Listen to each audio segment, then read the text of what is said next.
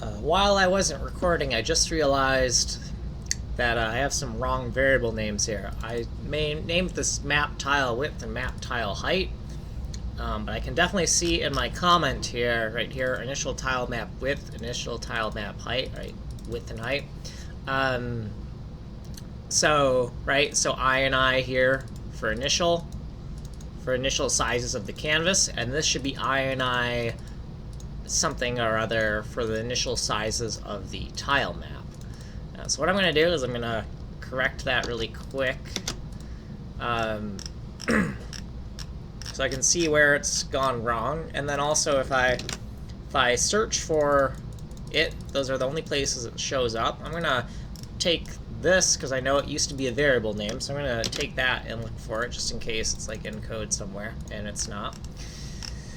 And we're going to change these variables, so it's going to be initial, right? So it's, I can see why I ended up naming it that way accidentally, but we're going to change that to I for initial tile width, initial tile height, initial canvas width, initial canvas height, right? So they all are visually similar. Okay, and then over here, same deal.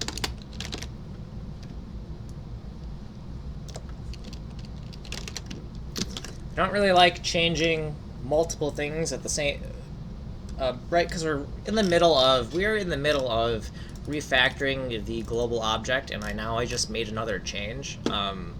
You got to be really careful when you do that. You really don't want to be making two changes at the same time before you test to see if your code works again. Because now that I've made that little change, yeah, I probably didn't screw anything up, but if I did, and I screw this up over here, and then I also screw up this refactor here, and then I try to run the code and it's broken, and there's two things broken instead of one, it's going to be exponentially harder to figure out what I did wrong. Okay, so with global data, let's control F on that and just take a look and see where those references are, and we're just going to replace them with the shorthand variable name. So let's see, find next. Init global data, that's fine. Can I get this off screen? Why is this not? So for some reason, I'm gonna make that smaller. That is really odd. For some reason, I cannot drag my... Oh, I see. Okay. Just weird thing going on with my software. I couldn't drag the dialog box to my other monitor. Okay, so let's keep on looking for what the problem is, where we can refactor some of these names. So init global data, and we know that we don't want to call it this long-handed thing anymore. So we'll actually, let's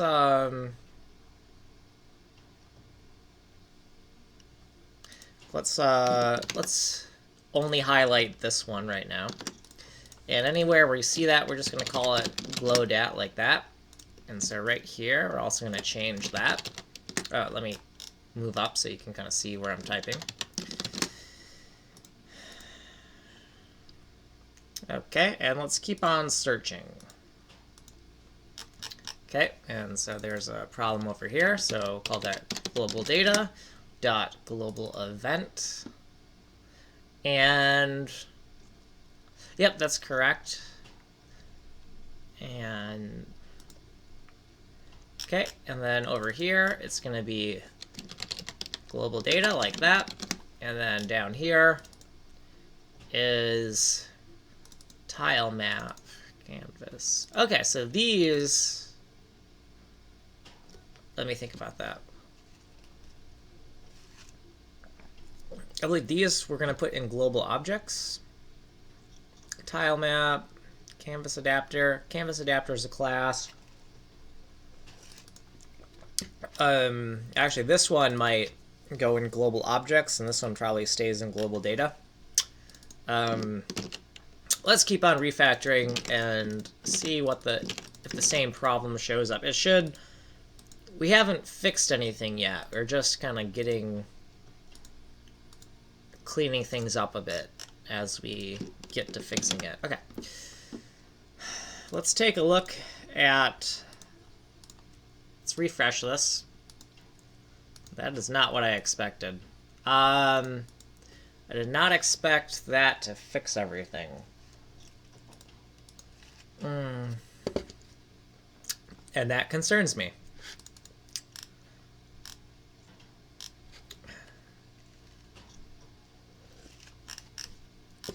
So we initialize the global data, and I'm just looking at what went on here. It was the global event object, it was the input adapter singleton, and it references this right here. And the only reason, so one of the reasons it's not broken is while I was fixing this, I realized that the global data object was not at file scope,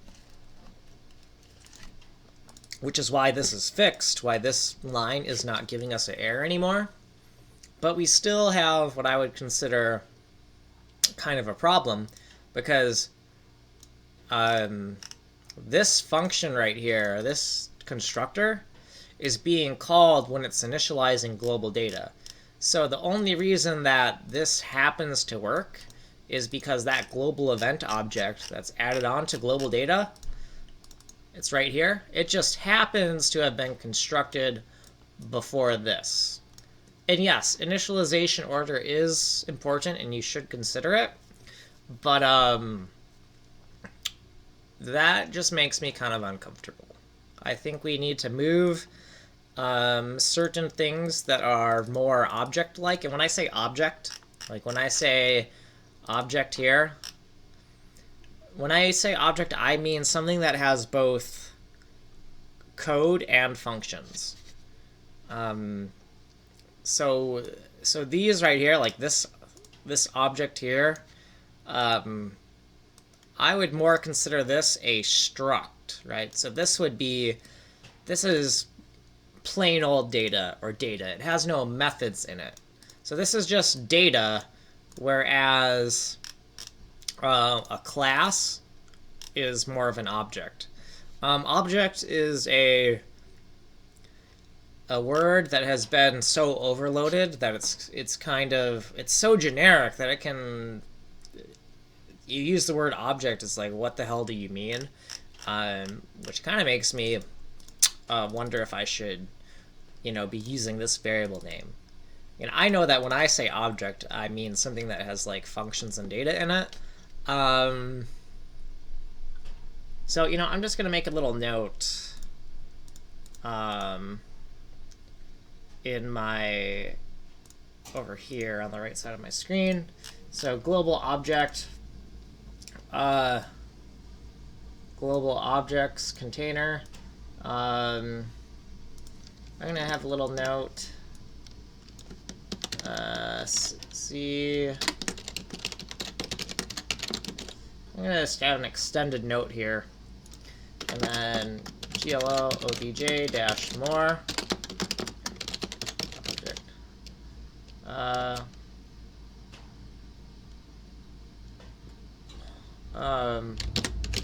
Objects container,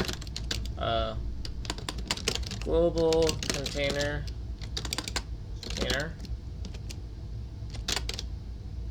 objects, and then object equals data plus funcs, right? So just more details, just letting me know that what I mean by object is that an object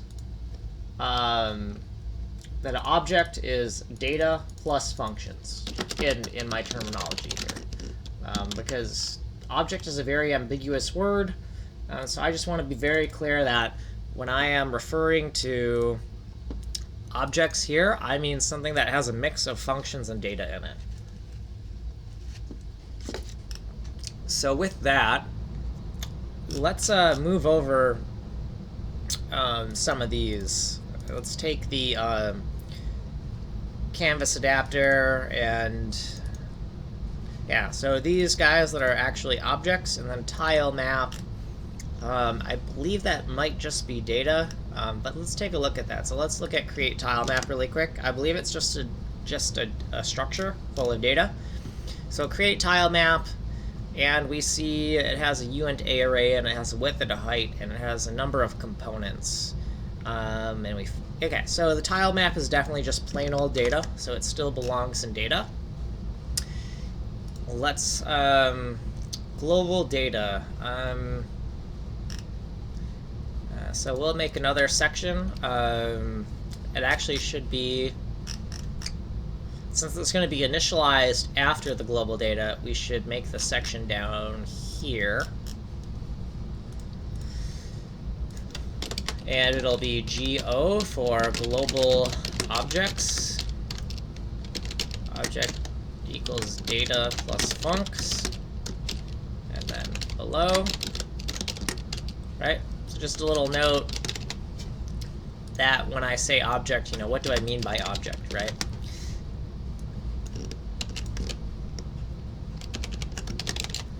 Okay.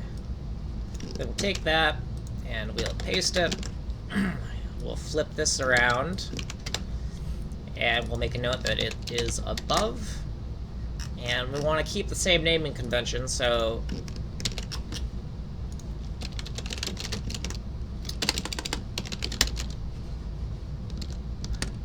it technically. So I do have a little bit of a question of, is it init global object or is it init global objects? Well, it's init global object because it's a global objects container. Actually, I'm not sure. So when I'm not sure if something is plural or not, I like to just keep it singular. In fact, a lot of times, even if something is plural, I'll still keep the variable singular because in English, making something plural, sometimes it's just not about adding an S to it, right? Like the plural of deer, what's that? Oh, it's deer, right? So to avoid those irregularities of English language,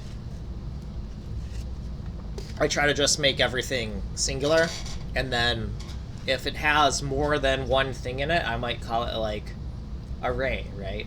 So object array, and that will let me know that it's plural, because, well, it's still kind of singular, but it's letting me know that that object is a collection of more than one thing. Okay. So we have kind of this going on here. We could actually just take this whole thing like this, and we could paste it here, and then it's going to be glo obj for global object, and we'll change that as well right there. Oh, sorry, you didn't see that. We're changing this here, and these are our objects, right? So that canvas adapter, we need to, first we're just gonna take all that out of there like that, right? And just leave the objects. And we will go up here, and I see canvas adapter here, and I see it's been, so we could take, I do like that comment, so we'll take that as well. We'll get to that. Okay, line that up, and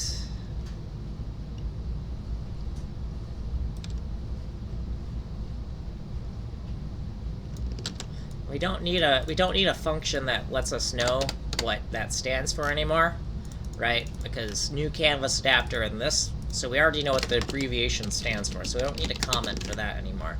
I do just want to keep the little note that, has pixel putting and getting functions. I will say that looks kind of ugly interlaced like that, so I just might make the note here. So and do something like this, just because, I don't know, I just like everything being nice and grouped like that, which is another reason why people don't like putting comments in code, because A lot of times the comments create clutter and they disrupt the organizational structure. So I get why you wouldn't want to write any comments in your code. I totally understand.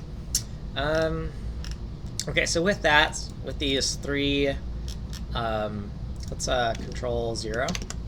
Let's highlight these global objects, 1, 2, and 3. And we'll go up to the global data, and we'll see that we got 1, 2, and 3 right here. We're gonna strip those out. And we notice that this takes a thing called canvas. And where is that? So that is attach canvas to DOM right there.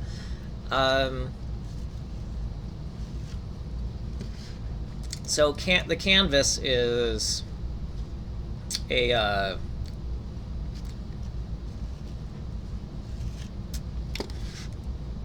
would you consider the canvas an object or data? I would consider it an object because it is a mixture of functions and variables. It's not... I could see treating it as a variable, like data as well, because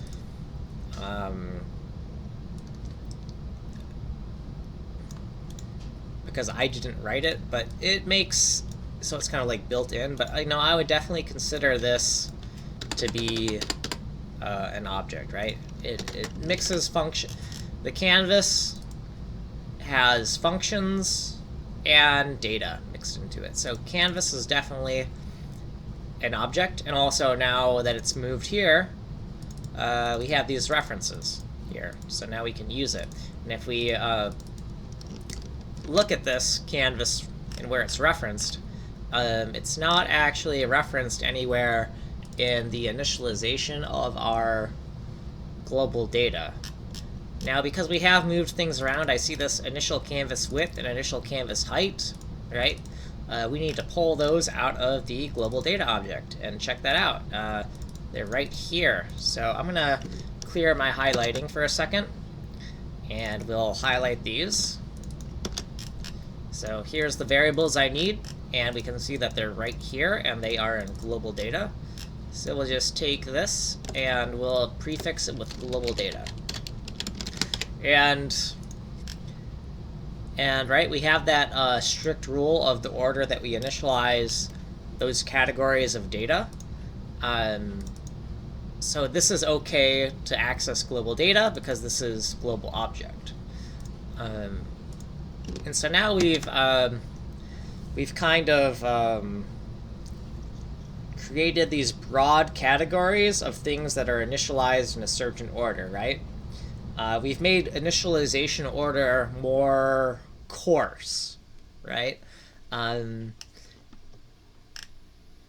Because before, when everything was in here, it was working, but it was kind of like a fine-grained initialization order kind of problem where if we screwed stuff up and we ordered it wrong, it was going to all blow up on us.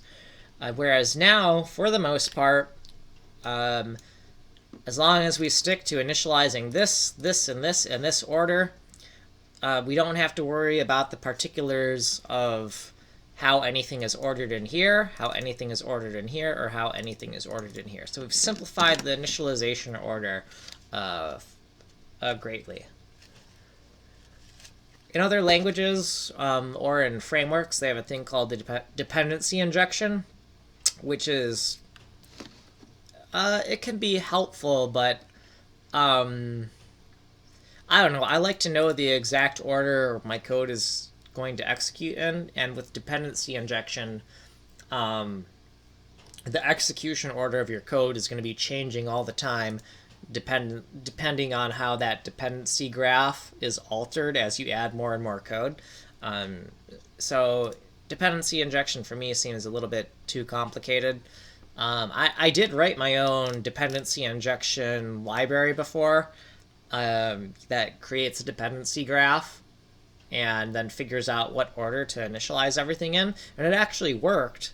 But the problem is, yeah, it'll work, but do you mentally understand the dependency graph And the answer is no. You don't have now you don't have that dependency graph in your head because you wrote this dependency injection code that just handles it for you like magic.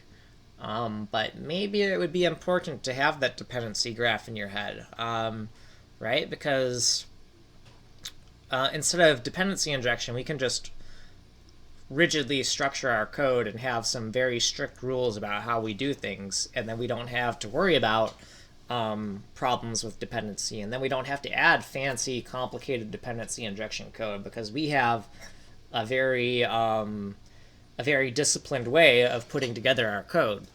All right, so with that discipline, makes our code a little bit simpler, and then it also makes it so that we fully comprehend our code rather than having some type of automated systems kind of like taking care of details that maybe we should be aware of. Hashtag highly opinionated. Okay, so my timer just went off, so I'm going to stop recording and then start another video, and we're going to make sure that our refactor here didn't break anything. And if it did break something, we'll fix that, and then we'll move on.